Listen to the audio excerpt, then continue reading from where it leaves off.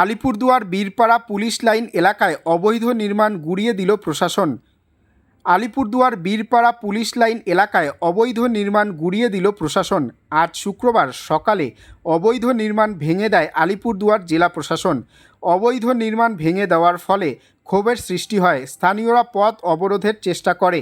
পরবর্তীতে পুলিশ সেই অবরোধ উঠিয়ে দেয়।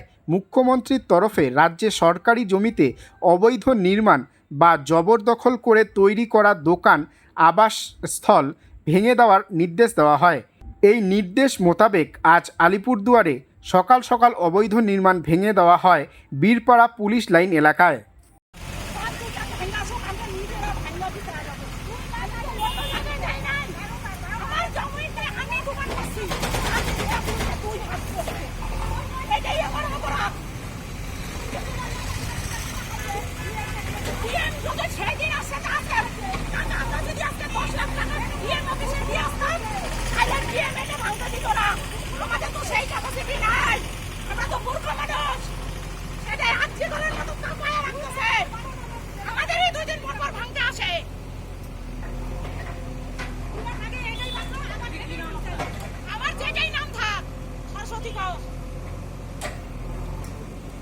এটা ভাঙাই দিয়ে আমি শান্তি পাই।